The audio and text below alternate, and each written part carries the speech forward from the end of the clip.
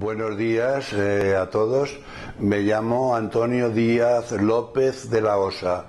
Tengo en este momento 76 años. Estoy jubilado y he sido maestro. Mis padres se llamaban Manuel Díaz Ruano y Cesárea López de la Osa. Hemos sido 5 hermanos, he tenido 4 hermanos y yo 5, Belén, Engracia, Manuel y José. Yo nací el 9 de febrero de 1941. Nací en Almansa, en el hotel que estaba situado en aquellos tiempos en la calle José Antonio, hoy Mendizábal. De pequeño, pues jugaba mucho en la Fuente del León con los amigos Mario Hernández, Pascual Martínez, José Pepe Vejías, Federico el del Barlonginos. Todos esos eran los amigos que teníamos en la Fuente del León, y jugábamos porque entonces era de tierra y había unos árboles. También algunas chicas estaban allí, jugaban con nosotros. Palmira, la hija de Diego el peluquero, las hijas de Antonio el Churro, que era el electricista de aquellos tiempos, el único electricista que había en Almansa. Cuando había alguna avería, pues había que llamar a Antonio el Churro, que vivía enfrente del hotel, muy cerca del hotel. Bueno, pues yo me fui haciendo ya mayor.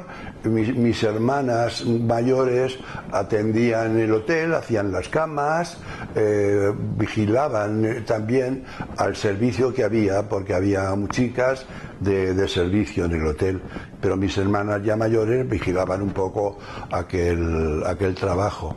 Y mis hermanos, de los 3, incluyéndome yo, Manolo le gustaba servir en el hotel las comidas, y a mí también me hicieron una chaquetita blanca, me pusieron ya de pequeño una corbatita negra y servía.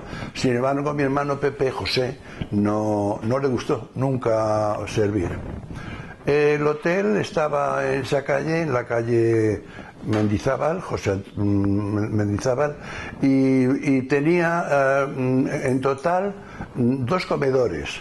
Un comedor grande que tenía 3 ventanas a la calle Mendizábal, otras 3 ventanas a la Fuente del León y otras 3 ventanas a Rambla de la Mancha. Era un comedor grande en donde se celebraban de vez en cuando bodas. No había bodas con tanto como hay ahora, ¿no? En estos tiempos había bodas, pero con más separación unas de otras por la población, ¿no? Y también un poco las mejores. ¿Qué capacidad tendría aproximadamente el salón ese que está? Ese salón grande tendría capacidad para unos 110, 120, todo lo más. Era un comedor grande. Luego había otro comedor más pequeño, también, que tenía 3 ventanas a la calle Mendizábal, pero era la mitad del hotel. Tenía entonces 2 entradas. El hotel tenía 2 entradas, una entrada que daba a un comedor y otra entrada que daba al otro comedor, pero también tenía otras 2 puertas que daban a un salón que estaba dentro de aquellas 2 puertas de entrada. Era como si dijéramos el recibidor de los viajeros que venían al hotel, en donde se inscribían. Y había en la pared, pues yo recuerdo, una especie de mueble con los números de las habitaciones, en donde se colocaba el nombre de la persona que estaba en esos momentos en el hotel. Que venían, pues bajaban de la estación. Entonces no había coches, muy pocos coches.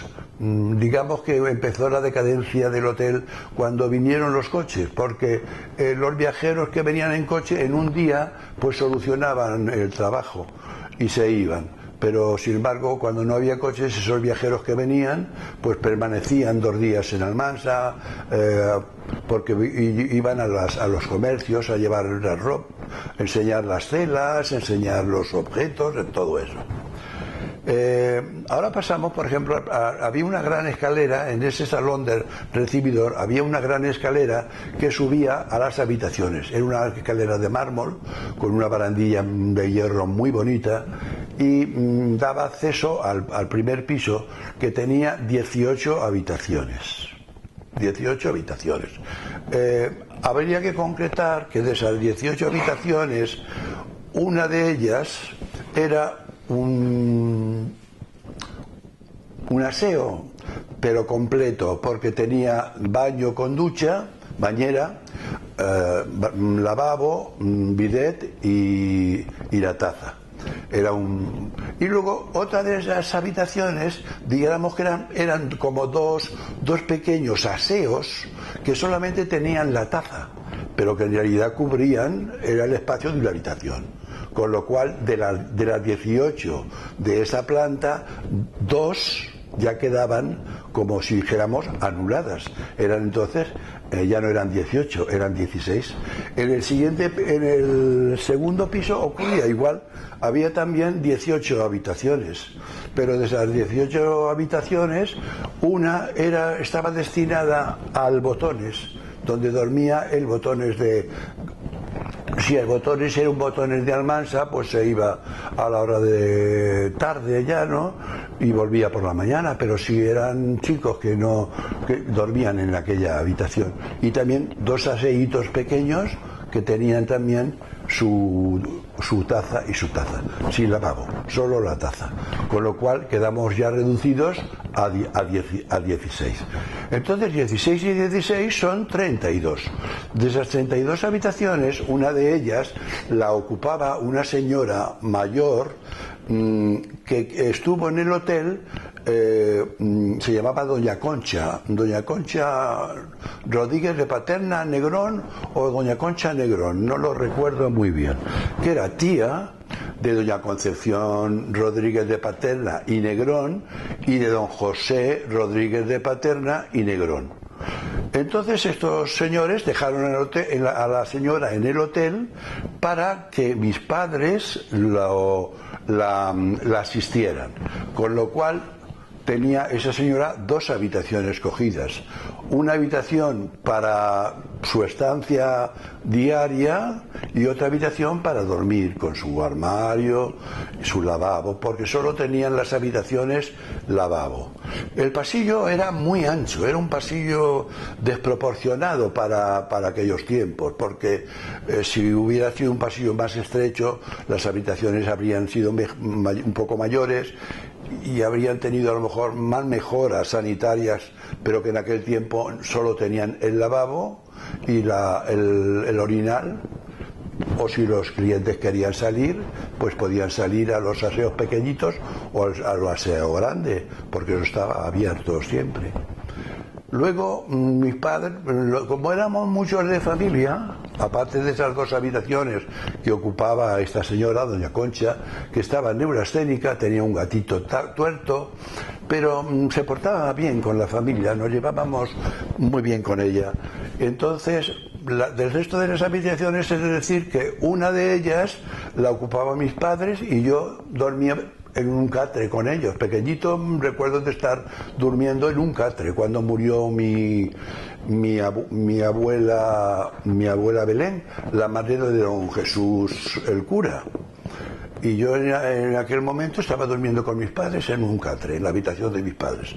Otra habitación la tenía mi hermana Belén y Engracia, otra habitación la tenía Belén y Pepe, otra habitación la tenía la madrastra de mi madre, que se llamaba María Carpio Rubio, que María Carpio Rubio se casó con don José López de la Osa, que fue al que le escribieron el pasodoble España Cañí, el padre de mi madre. Pero ella era madrastra, o sea, abuelastra mía, pero la queríamos pues como una abuela, ¿no? Carpio Rubio. Mi abuela Carpio Rubio era familia de una cantante de Madrid llamada Selica Pérez Carpio, famosa en los años 40, 50, 60 también, porque era una cantante muy popular en Madrid. Selica Pérez Carpio, que venía al hotel algunas veces en algunas compañías de zarzuela, y era familia de mi abuela. Mi abuela y doña Selica Pérez Carpio eran oriundos de estos pueblecitos que hay más para allá de Ayora, de Jarafuel, sí, de Jarafuel, eso es. Mi abuela era origen de Jarafuel.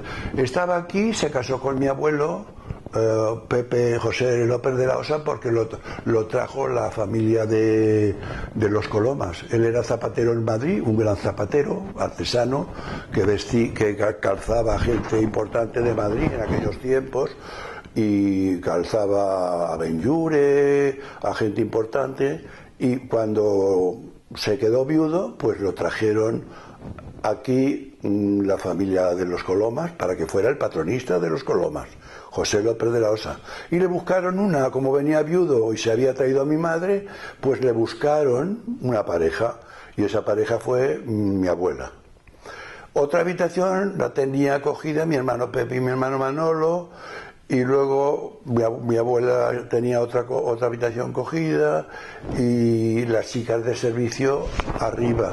Si mis padres estaban en la habitación 14, pues en la de arriba, en la correspondiente a la de arriba, estaban las chicas de servicio. Por allí pasaban muchos tubos de agua caliente, de cosas de la cocina. Cuando había algún jaleo, porque claro, las muchachas de arriba pues tenían sus bromas, sus cosas. Mi madre les daba golpes para que se callaran. De estas chicas de servicio, pues todavía hay muchas por aquí, por Almansa, que las conozco yo. 3 son hermanas, las hermanas Conejero, Paca, María y Anita. Las veo y las quiero un montón. Áurea, otra ya mayor, Áurea, Paca, en fin, y muchas más que han pasado por allí. Las cocinas eran muy grandes, unas cocinas muy grandes. Cuando se casó mi hermana la mayor, se trajo, había cocineros. Al terminar la guerra, que fue cuando volvieron mis padres, al terminar la guerra y cogieron ya el hotel, pues entonces se trajo un cocinero de Albacete. Antonio, perdón, ¿qué pasó en la guerra? En la guerra mis padres los echaron del hotel. No, mi padre nunca ha sido el propietario del hotel. El propietario era doña Concha, pero mis padres antes del hotel los echaron, pero en esos años anteriores a la guerra, mi madre no llevaba nada del hotel. Mi padre sí, llevaba, digamos, había como una cafetería o un bar, y lo atendía mi padre y algunos camareros, pero mi madre no. Mis hermanas, sí, algunas nacerían allí, eso no lo recuerdo. Yo sí que sé que nací en la habitación número 13. Mi padre estaba en la iglesia, eran las 12, y salió mi hermana corriendo, Belén, a decirle que venga, que ya tienes a un nene en la casa. Y acababa yo de nacer en la habitación número 13. Y ya al terminar la guerra los metieron. Recuerdo de que había bodas y celebraciones de tipo político grandes en el comedor grande, también en el comedor pequeño. Mis hermanas se han casado allí todos, en Belén, en Gracia, Manolo y Pepe. No todas las bodas tenían la misma categoría, porque algunas eran, la de mi hermana Belén fue muy pomposa. Sin embargo, la de mi hermana en Gracia, como era Miguel un poco más económicamente más tal, pues fue chocolate, borrazos y aún tartas, pero no. Y las de mis 2 hermanos fueron muy pomposas, las de Manolo y de Pepe. Yo estoy soltero. En el comedor pequeño también se hacían bodas más pequeñas, y allí eran donde habían las mesas de los señores que venían que estaban de paso o que venían a estar 2 días. Y venían actores. ¿Qué actores venían? Pues Gómez Burr, Manuel Gómez Burr, una tal Consuelo de Nieva, que es una actriz que sale en la película El último cuplé, haciendo un papel muy cortito, pero que era la recuerdo porque era muy simpática. Consuelo de Nieva, Gómez Burr, los cantantes también venían, de zarzuela Marco Redondo, de revista, había mucha revista y mucha zarzuela. Yo iba mucho a las zarzuelas, a las revistas no podía ir, claro, pero a las zarzuelas iba con Antonio el Churro, que he nombrado anteriormente, porque le gustaba mucho la zarzuela y nos dejaban entrar gratis. Como él arreglaba las cosas eléctricas, pues nos dejaban entrar gratis. Precisamente Antonio el Churro también tiene 3 hijas, viven aquí, y una de ellas, Celia, vive en mi mismo, donde yo vivo ahora, calle Nueva número 12. También se acordará mucho de la vida de la placeta de la Fuente del León. Su padre era un personaje, le gustaba muchísimo la zarzuela, Antonio el Churro, sí. ¿Y quién más venía? Venía también también venían futbolistas, don Santiago Bernabéu, porque la traía su señora, a doña María, que era una mujer muy encantadora, se sentaba allí en las mesas, o bien abajo también había una especie de recepción, pero más a la parte ya de la Rambla, y se sentaba allí con nosotros, doña María, era muy simpática, y muchos viajeros. Allí teníamos el teléfono, solo había un teléfono, era el 88, y había que pedir conferencia, que estaban enfrente del hotel, un poquito más arriba tal vez, estaba teléfonos, allí estaba teléfonos, y entrábamos a teléfonos pues como si fuera también nuestra casa. Yo he metido las clavijas y las he sacado porque éramos familia, con los del horno, con los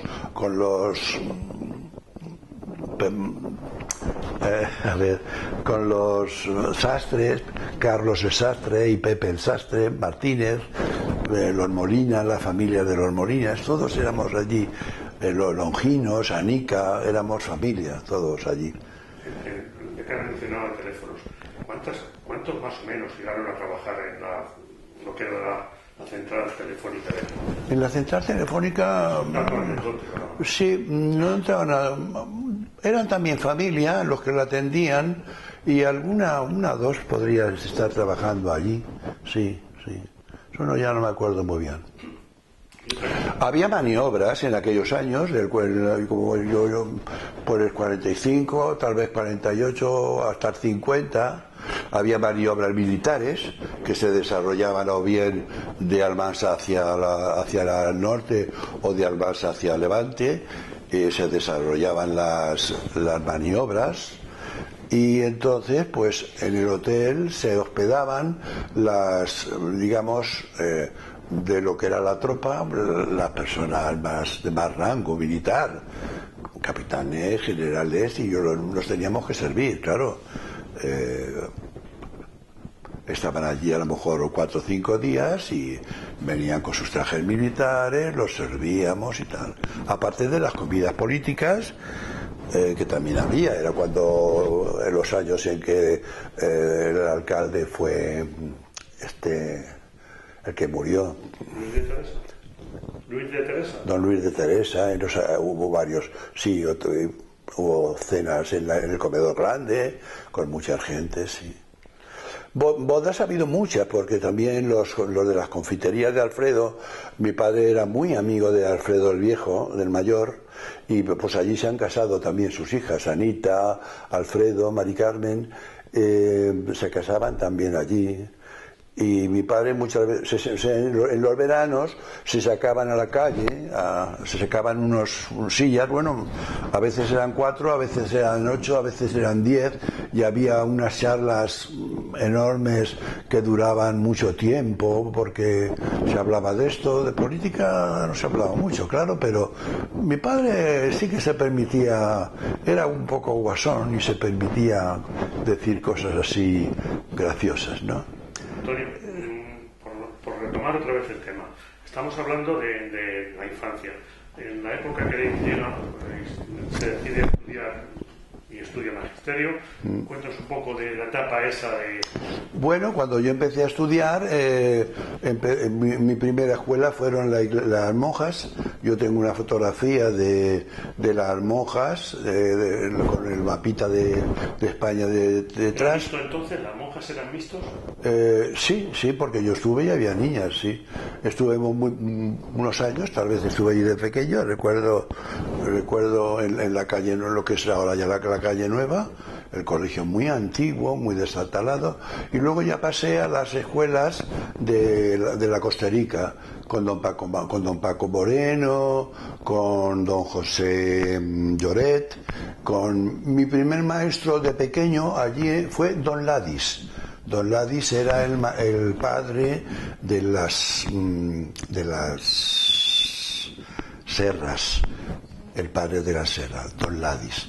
Ese fue, al pasar de las monjas a las escuelas públicas, mi primer maestro fue don Ladis, muy cariñoso. Luego ya pasé a don Paco Moreno, luego pasé también a don José, y luego ya empezamos ya el bachillerato. En este tiempo cuando yo ya empiezo el bachillerato, es cuando ya me empiezo ya a ponerme la chaquetita blanca y a servir al salir de las clases. El bachillerato lo hice en la Academia Virgen de Belén, que entonces estaba en el callejón donde tenía la casa el doctor Manzanera, un edificio muy viejo por fuera, y arriba había unas 6 salas, y allí hicimos el bachiller. El bachiller lo hicimos 14, en aquel año muy poca gente hacía el bachiller. El curso anterior al mío fue el de mi hermano, y creo que Pepe, y creo que fueron 6. Y el bachiller, cuando yo lo empecé, fuimos 14.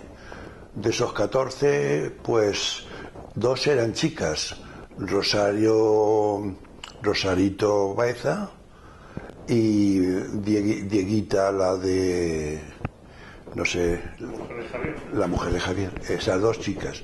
Y los compañeros pues fueron este chico que ha fallecido ahora hace pocos días, el Antonio el Chato, que le decían, sí, Raúl. Nosotros le decíamos Raúl realmente, cuando ahora puso el nombre, yo digo, sí, le decíamos Raúl. Pues eran también compañeros de mi curso, Juanito Mejías, Fernando Flores, que su madre era una gran modista, Fernando Flores, no me acuerdo cómo le decían a su madre, a la madre de Fernando Flores. Carlos Norte era muy gran amigo mío, falleció, se fue de marinero a la marina y falleció de cáncer el chico. También, ¿quién más? A ver, algunos que no se han ido también, y Manolo Valiente también estudiaba con nosotros, no recuerdo más en este momento.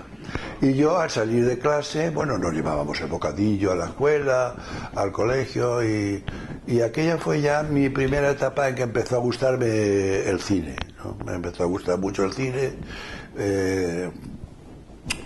y procuraba sacarle a mi madre las 2 pesetas para irme a General del Colío del Regio, que era lo que valía las 2 pesetas.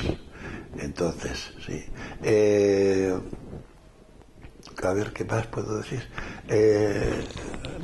Luego, una vez que termina bachiller, Se decide magisterio. Sí, el estudiar magisterio, terminó bachiller con 4 años. Algunos ya no lo terminaron. Algunos, Pascual... 4 años era bachiller. Sí, 4 años. era de 4 años el bachiller, sí. Algunos de los que componíamos el curso no lo llegaron a terminar, cogieron otro camino. El calzado, por ejemplo, Pascual Blanco, el que ahora tiene estas fábricas tan importantes, ese enseguida tenía las cosas muy claras y no quiso terminar, se fue antes de terminar. Yo terminé con 4 años y ya empecé el magisterio. Magisterio lo empecé con José Arturo Díaz Coloma, el hermano de Pilar, que vive en Alicante, que son familia mía, son primos, mi padre y el padre de Pilar eran primos hermanos, por lo tanto Pilar y José Arturo y su hermana y otro hermano son primos segundos míos. Y Hortensia Martínez también hizo el magisterio conmigo, hicimos el magisterio. Yo aprobé...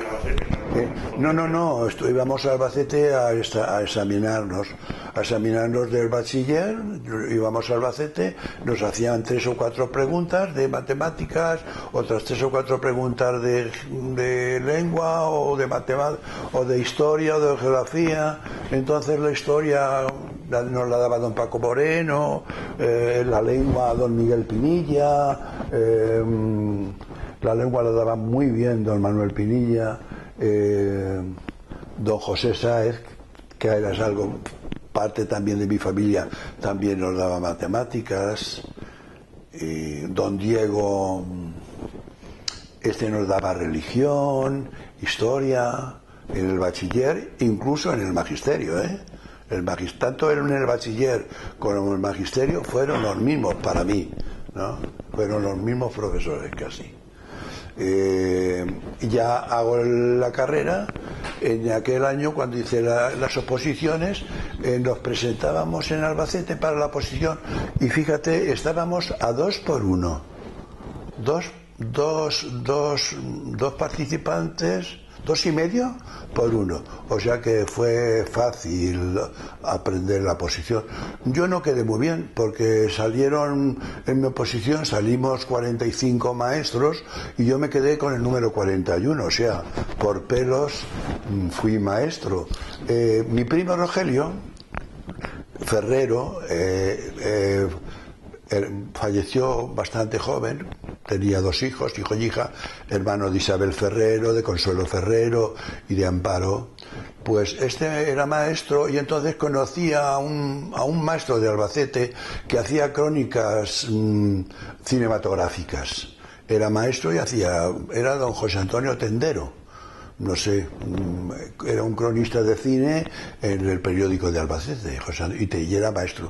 Y entonces mi primo Rogelio y el que más se empeñaba en que yo fuera maestrico, tiene que ser maestrico, era mi tío Jesús el cura, porque a los otros 2 hermanos los metieron en el banco. Mi padre, en aquel momento, pues las relaciones o lo que fuera, Manolo entró en el Central y Pepe entró en el Español del Crédito.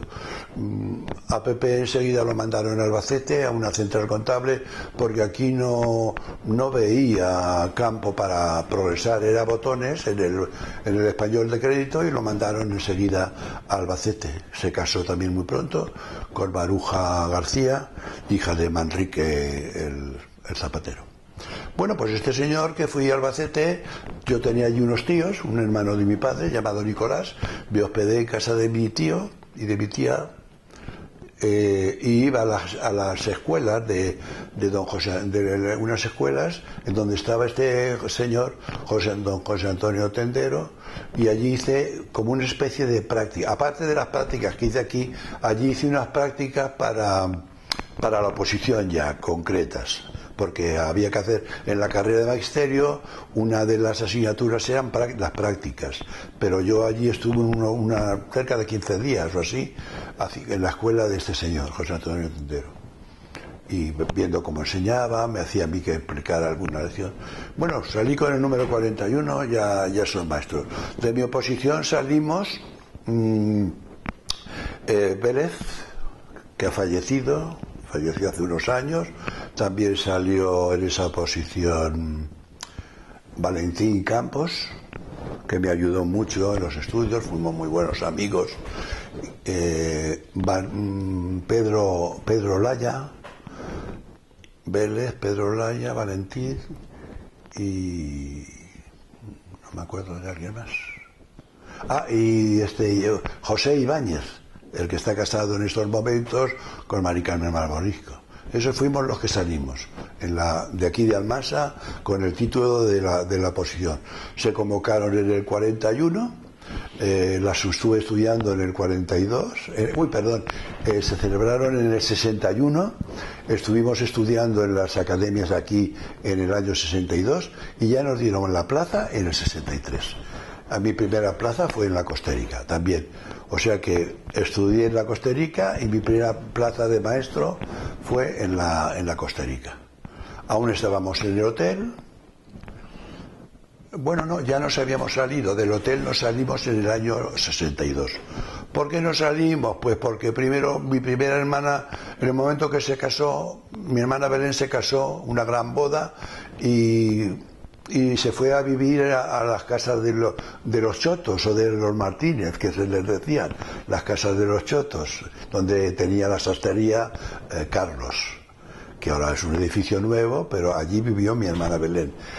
Se le murió un niño, tuvo 2 niñas y se le murió un niño pequeño, se envenenó y lo trajeron corriendo al hotel, lo metieron en una habitación, en la habitación número 12. Y entonces allí, venga, los médicos, había tomado unas pastillas y se murió el nene de 2 añicos.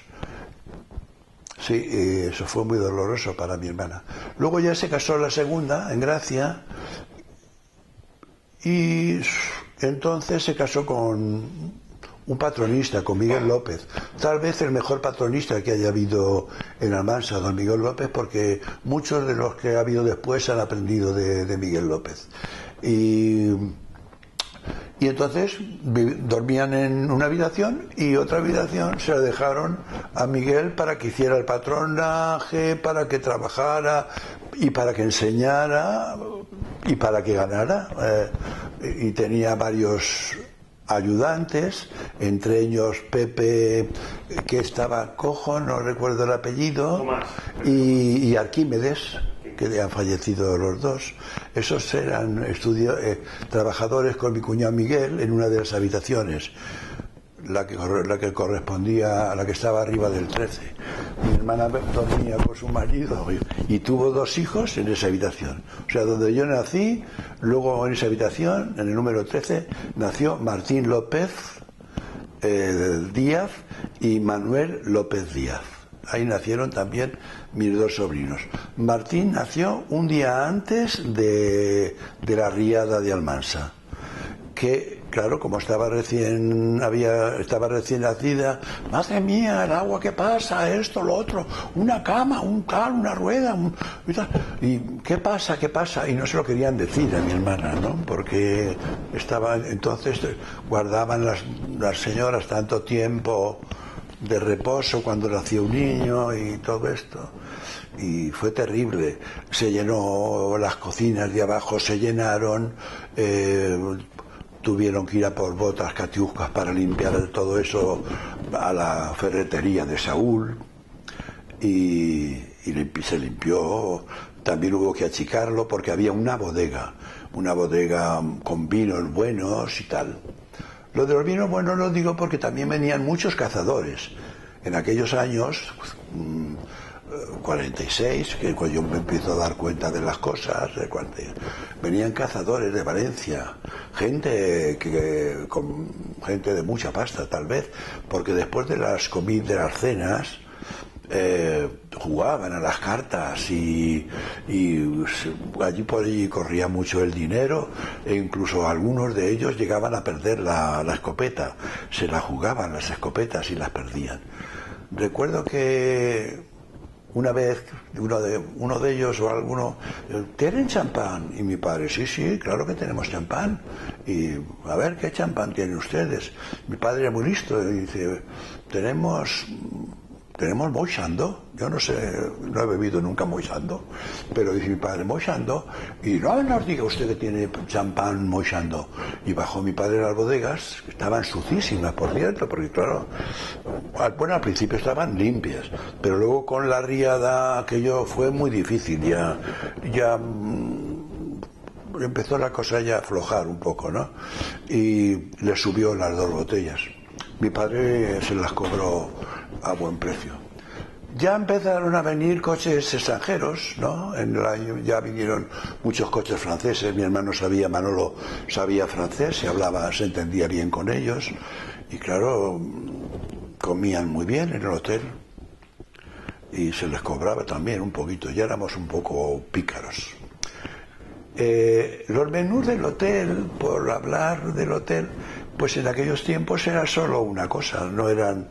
Mi hermana Belén no, porque se casó y se fue, pero en Gracia preparaba unos platitos, como he dicho que era más pequeño el comedor, pues quedaba un espacio quedaba también a la Rambla, pero donde había también un serpentín para el agua fría, una especie para limpiar los cristales, los vasos, y había un torno que subía y bajaba. Uno bajaba y el otro subía, y en ese torno se colocaba, los de la cocina colocaban el producto en la comida, bajábamos y subía y bajaba lo sucio. El menaje era platos blancos. Yo tengo todavía en mi casa muchos platos, bandejas muy buenas, como de acero, muy buenas, bandejas metálicas. Y el menú, vuelta al menú, pues era solo un plato. Mi hermana preparaba un pequeño aperitivo, 2 trocitos de salchichón, 4 trocitos de tomate, 5, 6 o 7 aceitunas, y para de contar, se variaba cada día una cosa, ¿no? Al día siguiente a lo mejor pues eran 2 trocitos de queso, o 2 trocitos de pepino y cositas así, el aperitivo. Y luego un plato y un segundo plato también. El primer plato solía ser, cuando eran macarrones para todo el mundo. Si se hacía una paella de marisco, pues era una paella de marisco para todo el mundo, el primer plato. O canelones en cacharitos individuales. Mi padre los hacía muy buenos. Porque el cocinero que se trajo de Madrid se llamaba Manolo. Manolo murió y se fue del hotel porque bebía y a última hora le dio el delirium tremens. Yo algunas veces he querido saber de este hombre y sé que tiene un hijo aquí en Almansa, pero mi hermano Manolo algunas veces, sí, yo lo conozco, pero no he podido dar con este hijo del cocinero Manolo. Sé que estuvo viviendo donde vivía él, donde están los servicios por lo que es el campo de fútbol, a la espalda de la calle Santa Teresa, la otra calle de más allá. No están, sí, pero a la derecha, sí, por ahí vivía él. El segundo plato pues ya era una tortilla, a veces con un poquito de jamón, o con unas gambitas, o como decíamos nosotros, a las finas hierbas, que era con un poco de perejil, nada más. O el segundo plato era un pescadito, 2 pescadillas, o 5 o 6 sardinetitas, o 2 filetitos de lomo. Y luego el postre era pues un plátano y una naranja, una manzana y una naranja, 2 mandarinas y un plátano. Esos eran los postres. Algunas veces mi madre hacía natillas también. porque ya cuando murió el cocinero, mi padre le dijo a mi madre: ¿te atreves a meterte en la cocina y desempeñar ese trabajo? Mi madre se echó para adelante y trabajó muchísimo. Mi madre fue una gran trabajadora, una trabajadora incansable, porque el trabajo de la cocina es muy duro. Teníamos lavanderas y mujeres que nos ayudaban también. Había dos hermanas, Teresa y Dolores, y otra más, la Focha, que iban a lavar y ayudar en las matanzas también, porque las matanzas se mataban 6 o 7 gorrinos en el hotel. No estaban allí, estaban en otro lugar, se les llevaba la comida, los gorrinos, y se mataban, porque luego había para darles a los viajeros o un lomo o unas salchichas, y para nosotros. Y estas lavanderas, una de ellas, lo quiero contar porque mi madre era una muy trabajadora y una gran persona. Teresa tenía 5 hijos, 4 hijos y una hija. De esos 5 hijos solo vive uno aquí, que se llama Paco, y va mucho a lo de los jubilados. Lo veo mucho por allí y lo saludo. Mi madre, como eran los años de la guerra, posteriores a la guerra, y esta mujer se había quedado con 5 hijos y trabajaba en el hotel, mi madre le decía: Teresa, tú lo primero, la comida de tus hijos. Lo primero, la comida de tus hijos.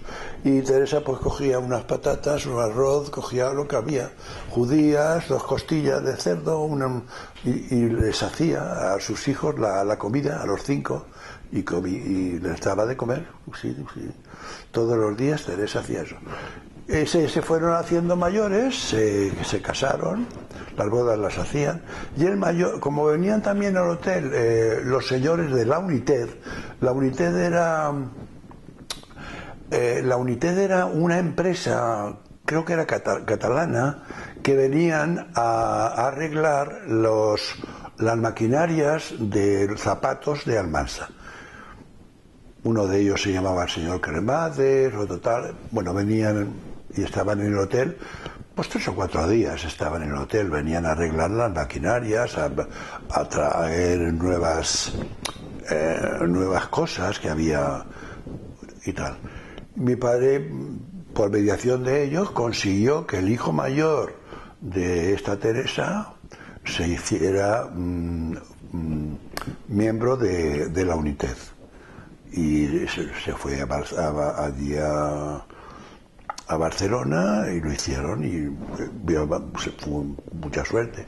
Y luego los 2 otros hijos, de los otros 3 hijos, 2 se fueron a Palma de Mallorca, Pepe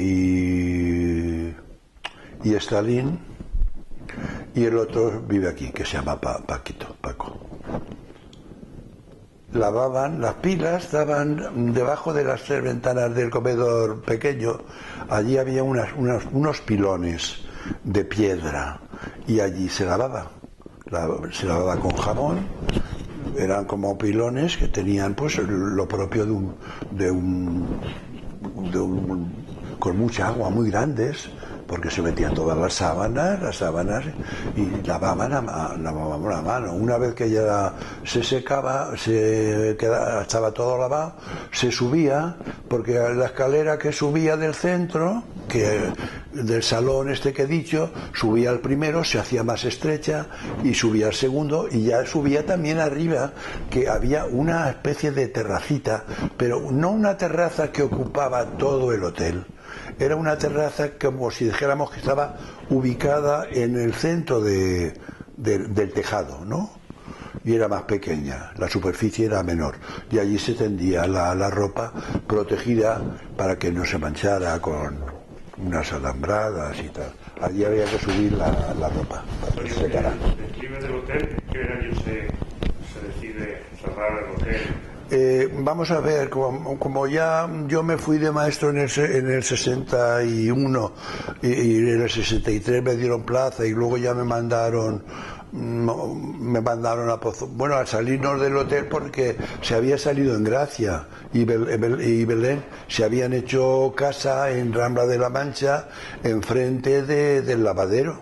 Ahí tenían la casa las dos, enfrente del lavadero, cuando se empezó casi a hacer lo que hoy es el edificio del Episcopal y el edificio de tal. A esas dos casitas se fueron a vivir mis hermanas, y entonces ya dijimos, vámonos todos.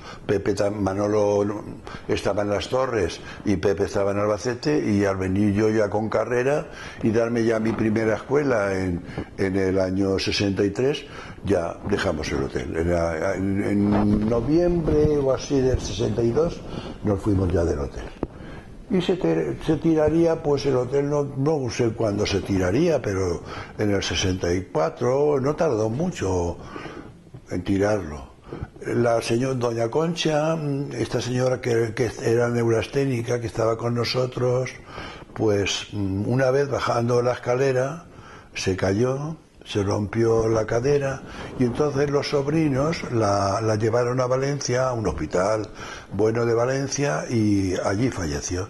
Entonces esas dos habitaciones volvieron a ser habitaciones para el pueblo.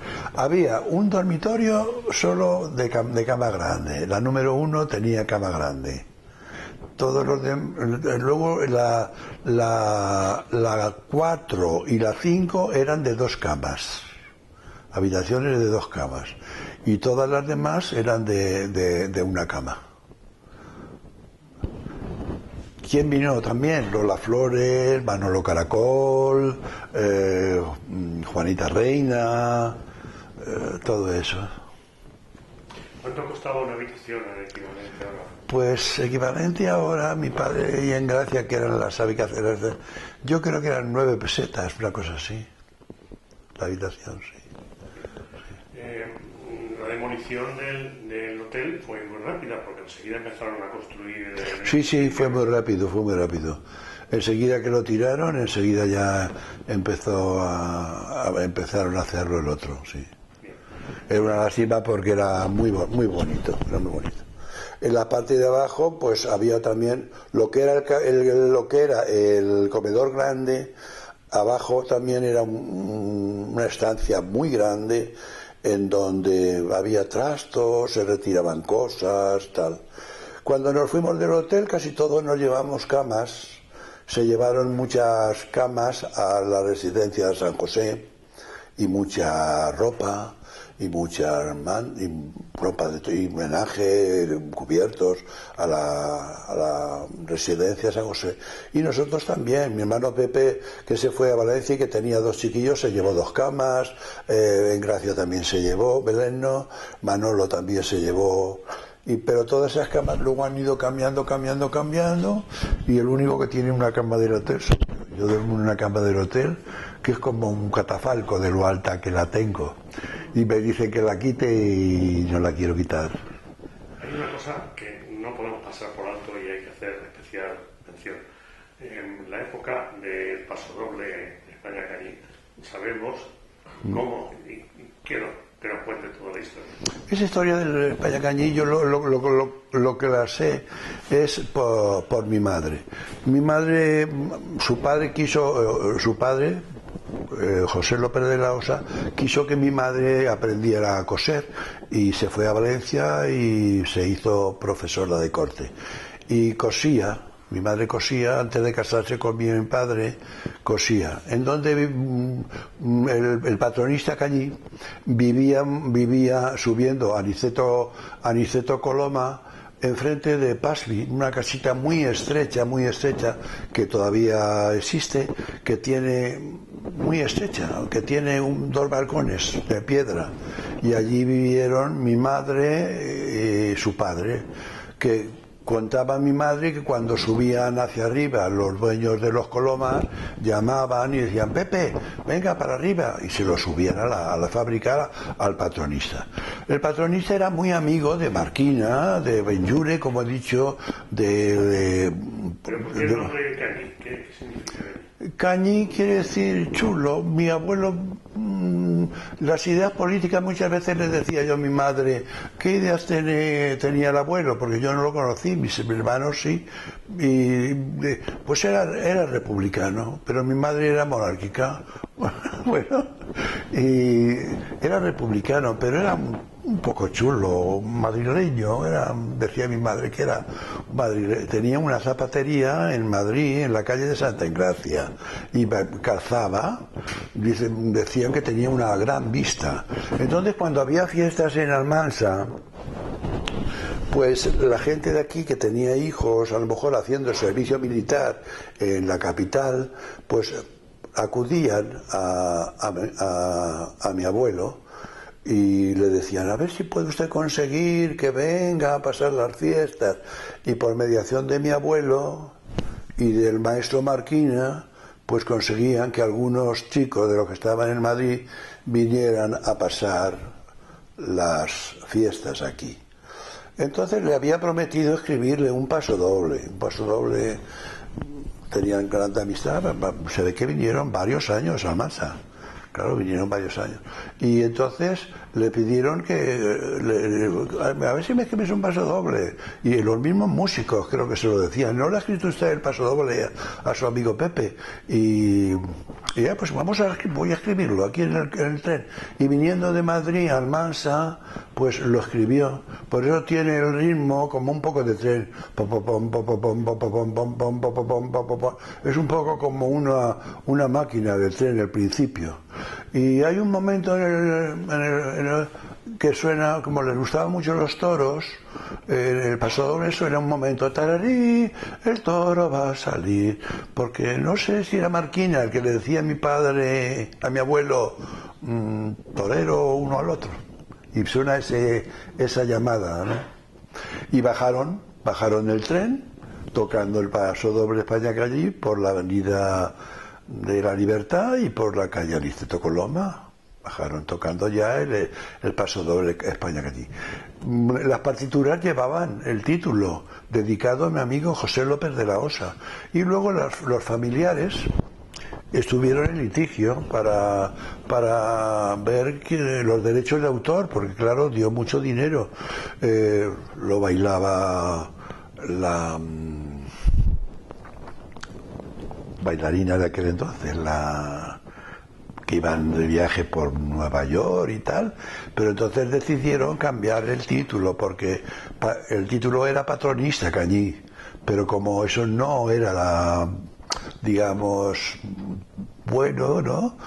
Que proyectara más el paso doble, le cambiaron el título por España Cañí. Pero las partituras llevan el título a José López de la Osa.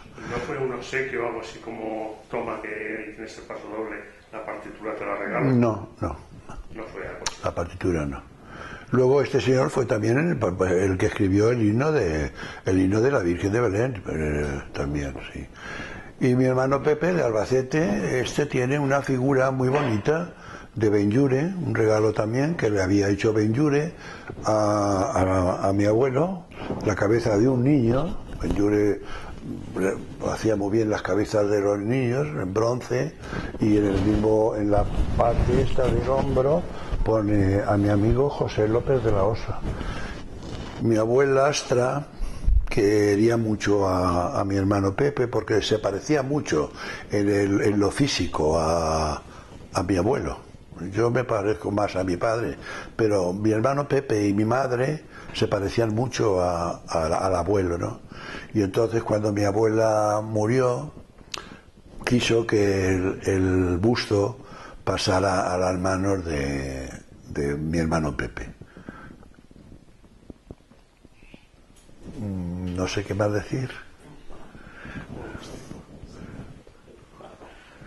Hay otra cosa, que la docencia. ¿Cómo ha llevado los años de docencia? ¿Siempre ha estado en Almansa? En Almansa, primero estuve 2 años en Almansa, en el Colegio Cervantes. Estuve allí con don Miguel Pinilla, con don Aquilino, con doña María. 2 años que estuve con los niños de primero y segundo. algunos alumnos de los que me acuerdo, pues José Antonio, que es ahora director de sí, el Matosino, otro chico que un hermano de las muchachas estas que estuvieron en el hotel, un hijo que se llama Matías, Fernando Candel. Hay alguna fotografía por ahí que nos hicimos que nos hicimos en el jardín, sí, y ahí están. Y de los que estuve, cuando el año que estuve solamente en la escuela de la Costerica, de algunos que veo aún me acuerdo, pero los hermanos Clementes estuvieron conmigo, que tenían una hermana muy simpática, Luisa, que los llevaba todos los días a la escuela, y no me acuerdo de muchos más, de algunos sí, pero si los veo, pero no me acuerdo más. Luego ya pasé forzoso a Ávila, a un pueblo de Ávila que se llamaba Horcajo de la Ribera, más cerca de Barco de Ávila. Antes de llegar a Barco de Ávila había un pueblo que se llamaba Aliseda, y cuando fui a Ávila forzoso, pues llegué a Ávila una noche y claro, me llevaron a un hotel, allí me hospedé una noche y al día siguiente fui a la delegación a ver dónde estaba mi escuela, Horcajo de la Ribera. No la encontraban, y ya allí ratos y ratos, tal, pues ya está aquí, está allí perdida en la sierra de Gredos, sí. Y allí me tuve que ir, y pasé, antes de subir, llegué a Liseda, que estaba a las orillas del río Tormes, sí, y por la mañana ya me llevaron en un burro allá arriba a a Horcajo de la Ribera. Más arriba aún había otro pueblo más alto que se llamaba Navasequilla, sí. Y allí unas nevadas grandísimas, había mucho ganado vacuno que se lo llevaban luego. Y lanar, el que se llevaban era el ganado lanar, se lo llevaban a Extremadura, ¿no? El ganado vacuno no se quedaba allí, porque era como si dijéramos la fuente de sustento de las familias. Que naciera un becerrito, ¿no? Pues era una venta que hacían, les daba dinero a aquellas familias de Ávila, muy pobres, muy sencillos, para irse a Madrid y comprar un traspaso de alguna tienda. En Madrid debe de haber, bueno, ahora ya no, porque han pasado muchos años, pero debe de haber muchas tiendas, muchos comercios que han sido adquiridos o por traspaso con los dineros que algunas familias de allí del pueblo, al coger dinero de los terneros, hacían los traspasos.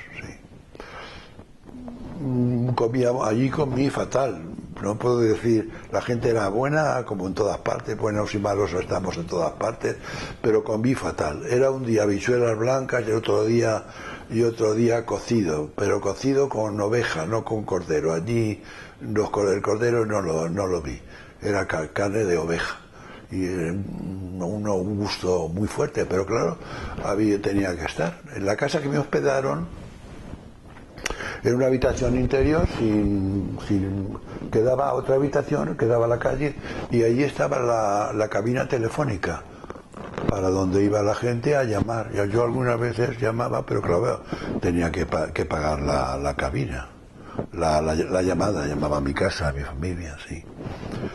No había televisión, había unos médicos, un médico, y había una maestra que se llamaba Pepita Antequera Hernando, el año que yo llegué. Cuando llego allí y ya me hospedo, me dice la señora de la casa, dice, don Antonio, ha llegado su compañera, porque eran 2 unitarias, y ha llegado su compañera, dice, vaya usted a visitarla. Y yo, claro, fui enseguida a visitarla.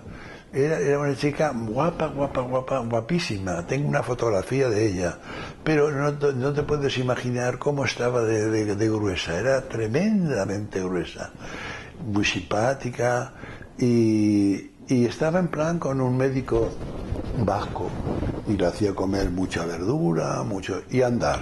Entonces, madre mía, los paseos que al terminar las clases nos íbamos bajando o subiendo hacia la Masequilla, que nos encontrábamos con el otro compañero que estaba allí, y fue adelgazando muchísimo. Luego vino aquí a Almansa una vez con una amiga. Estábamos, yo ya estaba viviendo en la casa con mi madre con mi madre y mi padre en la casita esta de Aniceto Coloma, y la llevé a comer al Bar Valencia y eso. Ya no nos volvimos a ver más. Pero se quedó hecha un tipazo. Si trajera la fotografía, era guapa, un tipazo de mujer, sí. Hicimos varias obras de teatro allí, ella y yo. Hicimos de Valle Inclán La cabeza del dragón, que es un cuento muy bonito, un poco crítica a la monarquía, de Valle Inclán, La cabeza del dragón, sí. Hablaban muy bien los chicos de Ávila, tenían una pronunciación muy bonita de la L y la Y, que yo creo que se las estropeé, porque yo no me daba cuenta de que lo decían muy bien, caballo, la L, yo qué sé, me sonaba muy bien, pero al final yo creo que terminaron diciéndolo mal. Y hicimos también La barca sin pescador, sí, La barca sin pescador. Bueno, le hicimos las dos obras en la sala más grande, que era la escuela, ¿no? La escuela era lo más grande, la estancia más grande que había allí en el Horcajo de la Ribera. Nieve, muchísima nieve, y cuando yo llegué, recuerdo que me dice la señora así muy finamente, para hacer aguas mayores, casi yo no comprendía aquello de las aguas mayores, pero bueno, y para hacer aguas mayores baje usted por ahí. Y claro, yo bajo una especie de camino entre piedras y había una puerta, abro la puerta y allí era donde tenía que hacer las aguas mayores.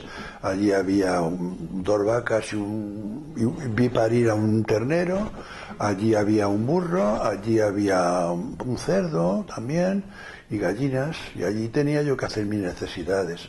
Solo una noche, no sé por qué, que me encontré malo, me fui a la escuela, hice mi deposición allí, eché unos papeles al suelo y allí hice mi deposición, porque me dio, no me puse malo, yo no me pongo mucho malo.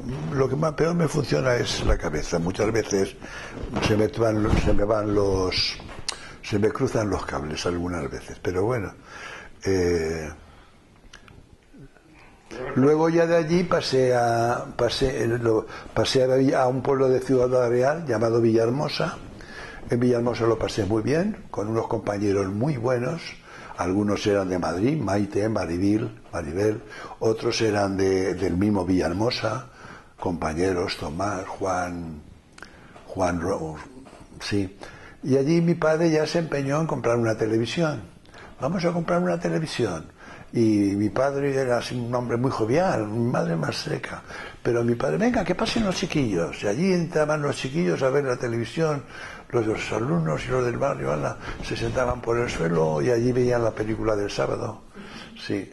Allí empecé yo a organizar también un viaje, estuve allí 2 años en Villahermosa, un pueblo de Ciudad Real. En Villahermosa, como no comes patatas, no hay otra cosa, pero había cosas muy buenas, un cordero muy bueno y tal. Y una fiesta de Semana Santa preciosas, ¿eh? Una Semana Santa de Villahermosa es... entonces me propuse organizar un viaje a Toledo con los chiquillos y a decirles que fueran ahorrando dinero, que trajeran una cantidad y que ellos mismos lo fueran apuntando y lo llevaran a la caja de Ronda. Por allí estaba la caja de Ronda, era la que más funcionaba. Y entonces pues escribimos cartas a Toledo para que nos dieran facilidades para ver la casa del Greco, Santo Tomé, y todo. Y entonces cuando ya estaba casi todo organizado y entonces vino otro de los compañeros, Quintiliano, sí. Oye, Antonio, ese tenía un curso ya. Yo tenía primero y segundo. Siempre he estado primero, segundo, tercero, cuarto. No me ha gustado llegar a más. Y ay, Quintiliano, ay, Antonio, ¿por qué no nos podríamos ir contigo? Que tienes ya todo. Digo, pues sí, claro, venga, otro autobús más y para adelante. Entonces nos fuimos dos autobuses a Toledo, sí. Y lo pasaron los chiquillos muy bien. Fue una visita muy bonita. Y luego también se casó una compañera en Toledo y también fuimos a la boda a Toledo. Lo pasé. Fueron los mejores compañeros que he tenido. Bueno, aquí es otra cosa, ¿no? Pero estuve muy bien en Villahermosa.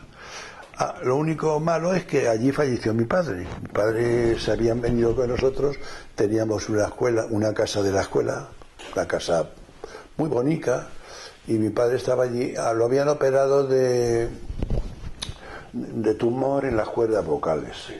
Sí. Llevaba una canícula, lo había operado don Manuel Acebal a mi padre, y don Manuel Acebal lo operaron tres veces a mi padre porque se le abría la herida y entonces al tragar la saliva se le salía, con lo cual no podía comer. Había que darle la comida por una cánula que le iba de goma que le llegaba al estómago. Y don Manuel Acebal, al terminar la primera operación, que salió mal, pasaron 15 o 20 días, lo volví a operar otra vez y volvió a quedar mal. Y ya era el verano, y dice don Manuel Acebal, ¿tú te atreves a curar a tu padre todos los días? Porque es el verano, tal. Pues esto consiste en quitarle la cánula, limpiarle, ponerle la cánula, vendarle. Y estábamos entonces en casa de Engracia, de mi hermana Engracia, en las dos casitas que había enfrente de lo que ahora es Mercadona, al lado de la cafetería Centro. Y allí estuvimos aquel verano. Y yo curaba todos los días a mi padre. Lo operaron el primer año que estuve en Pozondo. Y cuando ya me volví el segundo año que estuve en Pozondo, pues entonces lo llevamos otra vez a operar. Lo tuvieron que operar otra vez, o tercera vez, y vuelta otra vez, se volvió a abrir y se le salía la salida. Pero no sé si milagrosamente o qué, le fuimos así como arañando un poquito. El caso es que aquello se le cerró, estando en Pozondo. Pero luego, estando en Villahermosa, fue cuando falleció. Vinieron a verlo unos amigos, había estado constipado, vinieron médicos de Infantes, que es un pueblo muy bonito, tenía amigos de Infantes, Tomás Lomas, y vinieron a ver a mi padre. Venimos a ver a tu padre, tal. Y mira, papá, bien, lo había citado por la mañana, digo, mira qué bien te he dejado, papá. Y digo, está ahí Ramón Lomas y su mujer, que te traen unos membrillos, y entonces entraron, Manolo, ¿cómo está, Manuel, tal?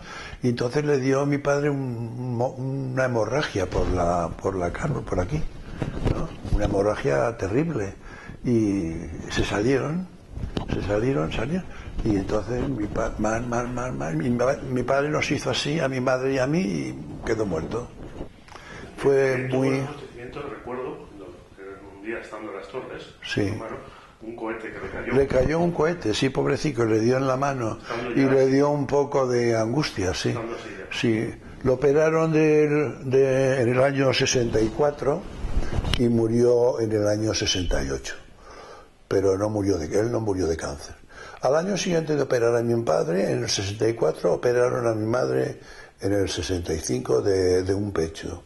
Le quitaron el pecho izquierdo, un tal don Jaime Cuervo, creo que se llamaba, de Albacete. A mi padre lo operó don Manuel Acebal, que tiene un hijo que está viniendo aquí a Almansa, el hijo de don Manuel Acebal. Y yo, si alguna vez he ido a Albacete y veo a don Manuel Acebal, se alegra muchísimo, porque se portó muy bien. Y a mi madre le hicieron una cicatriz, pues que le llegaba desde aquí hasta la cintura. Y luego le dieron radio, se le caía la piel a pedazos. Pero mi madre no murió tampoco de cáncer. No murió de cáncer. Pues, Antonio, yo creo que vos completáis respetado ya el tiempo que tenemos. Muchas gracias por la colaboración. Y simplemente, siempre lo hacemos, es unas pequeñas palabras o una indicación. ¿Qué consejo le darías a las generaciones que vienen después? Por la trayectoria que han llevado en esta vida, es decir, ¿qué estímulo, qué le dirías a los jóvenes? Pues a los jóvenes... Como persona que ha vivido. Yo como persona que he vivido pienso que la familia es lo mejor. En la familia en donde uno está bien, en donde uno está seguro, en donde si una persona tiene baches, en la familia es donde se superan los baches y en donde uno puede seguir adelante.